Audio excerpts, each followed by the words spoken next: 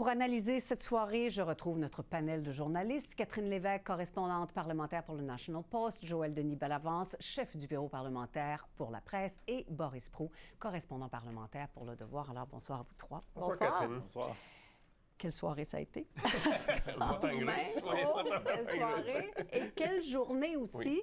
Parce qu'on a continué à dépouiller des votes aujourd'hui jusqu'à la dernière minute, jusqu'en après-midi. Ça a pris une éternité avant qu'on ait le compte final. Alors, comment qualifier la victoire des libéraux et la défaite des conservateurs? J'ai hâte de vous entendre là-dessus. Je commence avec vous, Catherine.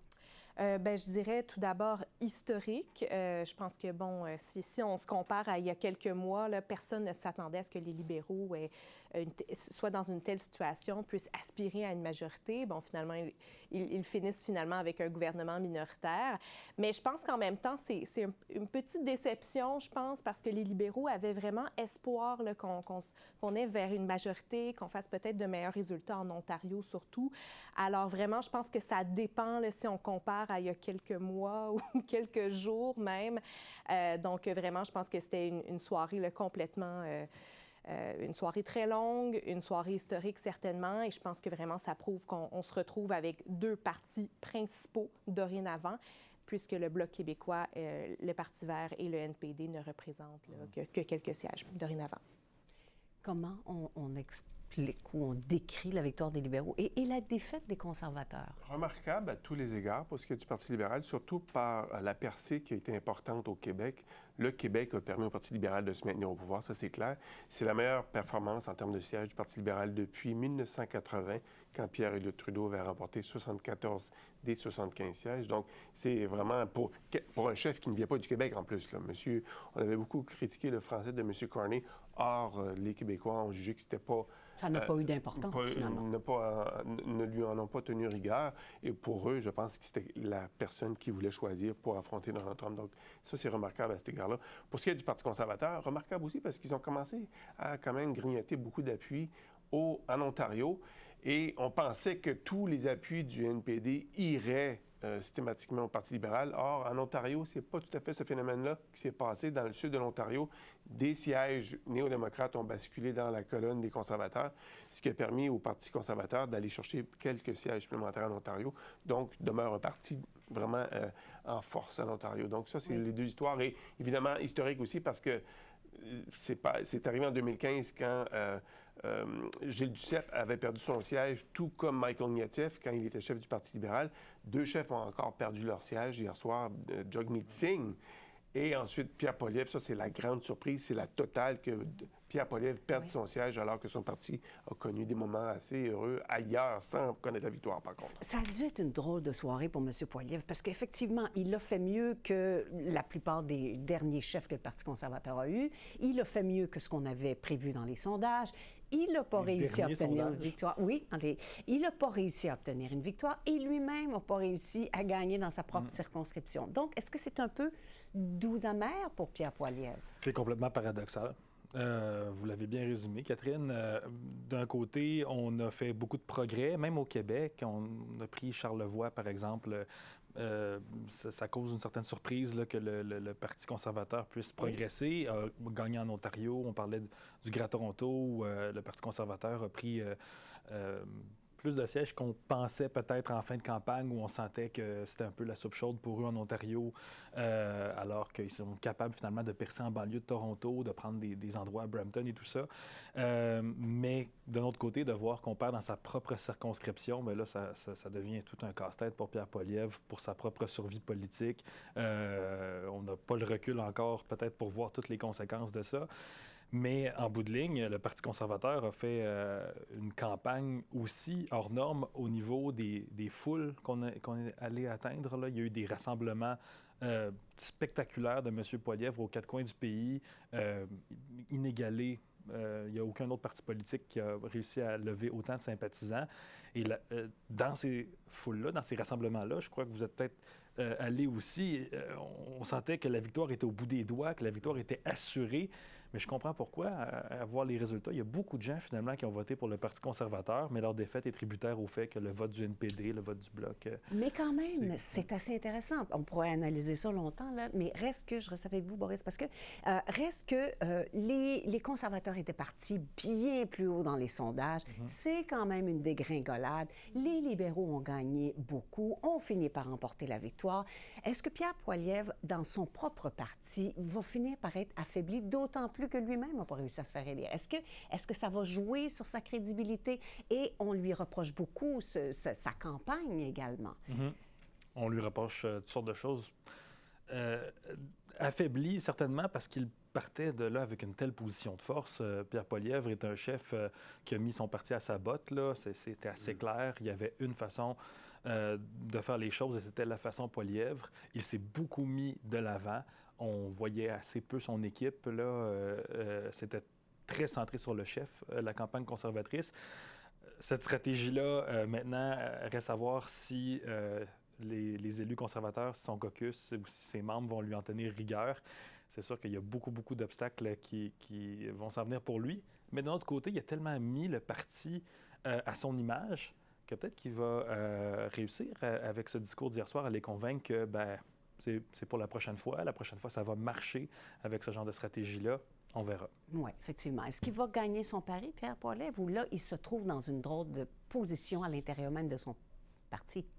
Il faudra que plusieurs décisions arrivent. Parce que là, actuellement, il est chef du Parti conservateur, mais il n'est pas chef de l'opposition officielle. Et d'ailleurs, à ce niveau-là, il devrait là, techniquement déménager de la résidence officielle là, parce qu'il n'y aurait pas droit. Mais donc, M. Poilievre, en fait, devra peut-être demander à un de ses députés de céder son siège carrément, de déclencher une élection partielle là, qu'il voudra peut-être remporter. Reste à voir si ce sera dans la région d'Ottawa ou si ce serait ailleurs, par exemple en Alberta. Ce serait à voir. Il faudrait aussi que M. Carney, en fait, déclenche cette élection partielle. Donc là, M. Carney, hier, parlait d'unité, de tendre la main, voilà, de... Bon, il faudrait quand même qu'il fasse preuve de bonne foi, là, qu'il déclenche une élection partielle assez rapidement à ce niveau-là. Donc, plusieurs étapes devront arriver. Reste à voir, encore une fois, si les députés, si les membres voudront garder Pierre Poilievre, si des changements devront survenir. Je pense que oui, je pense qu'il y aura des conversations certainement très difficiles. Vous avez des choses à dire là-dessus? Oui, M. Poilievre est un homme qui aime avoir le contrôle sur son destin, sur l'ordre du jour, sur le message et tout. Là, il n'a pas le contrôle.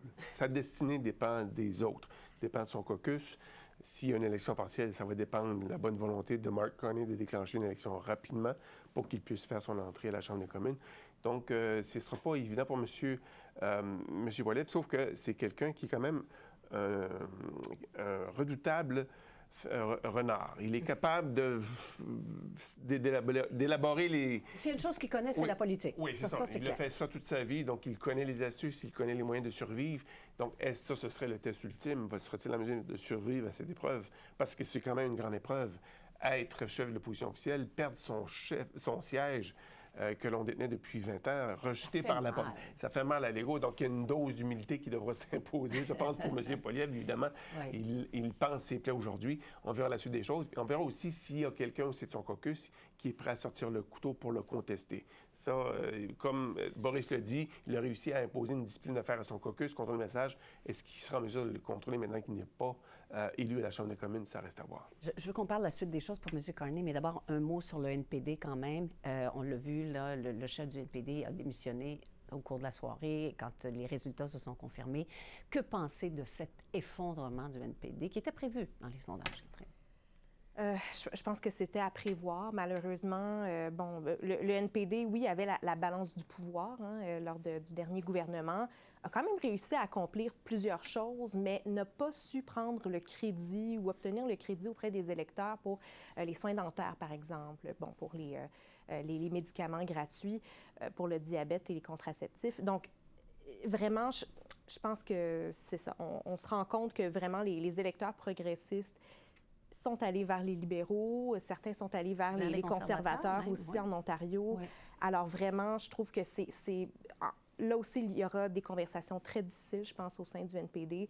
Je pense que Doug Meeting aussi, pendant la campagne électorale, là, ça se voyait, il n'était plus aussi motivé. Il avait presque hâte que ça finisse. Je pense qu'il voyait là, qu'il allait probablement perdre dans sa propre circonscription. Donc, on n'a pas eu là, cette énergie là, complète de M. C'est un parti qui devra se redéfinir, ça c'est clair. Oui. Le NPD a toujours été reconnu comme étant la conscience du Parlement, mais n'a pas su adapter, si je veux dire, ou adopter l'instinct du tueur. S'il avait eu l'instinct du tueur, il aurait fait déclencher les élections de l'automne dernier pour profiter de la faiblesse des libéraux. Il voulait maintenir cette entente pour s'assurer que tout aille de l'avant, mais s'il y avait eu l'instinct du tueur, les élections auraient été déclenchées l'automne dernier. Appuyez sur le bouton. Boris, maintenant, les choses ne seront pas faciles pour M. Carney. C'est le moins qu'on peut se dire. Parce qu'il n'a pas réussi à obtenir une majorité et un gouvernement fort comme il le voulait, il devra négocier, concéder, calculer. Comment ça risque de se passer? Vous parlez du Parlement, évidemment, le fonctionnement du Parlement, mais j'ai l'impression qu'il y a même d'autres défis encore plus concrets qui viennent avant ça. Il va devoir aller serrer la main de Trump, peut-être même dès cette semaine. Il va devoir nommer son Conseil des ministres. On ne sait pas exactement ce qui arrive avec le Conseil des ministres transitoire là, du mois dernier. Et il va devoir faire un budget. Ça s'en vient, là... Il y a longtemps qu'on a mis un budget. Il n'y a même pas eu d'énoncé économique à l'automne. Les données sont périmées complètement avec ces histoires de droits de douane. Donc oui, effectivement, le Parlement se rajoute à la pile des défis. J'ai l'impression qu'on n'est pas là du tout. Mais il va aussi se retrouver devant des partis d'opposition. Je parle en particulier du Bloc québécois et du NPD qui ne seront peut-être pas très pressés là, de retourner en élection trop rapidement. Non, mais qui seront peut-être pressés de faire une petite liste d'épicerie, notamment le Bloc. On l'a vu hier déjà dans le discours de M. Blanchet. Est-ce que ça va devenir une espèce de gouvernement de coalition, Joëline?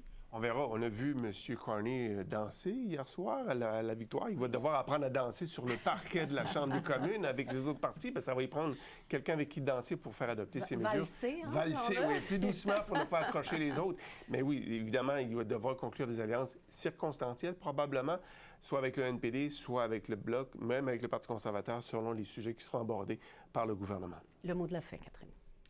Bien, je pense que, bon, M. Carney voulait réduire les dépenses. Je pense qu'avec les alliances avec le NPD ou le Bloc québécois, il devrait peut-être dépenser encore plus que ce qu'il avait prévu. Voilà. À suivre, ce n'est qu'un début. On verra bien tout ce qui se passera. Merci bien, vous trois.